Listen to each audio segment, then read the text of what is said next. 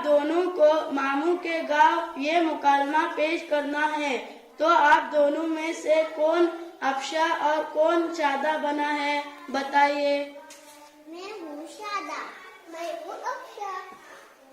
आज हम सब मामू के गांव जाएंगे। हाँ शादा, मैं भी चलूंगी।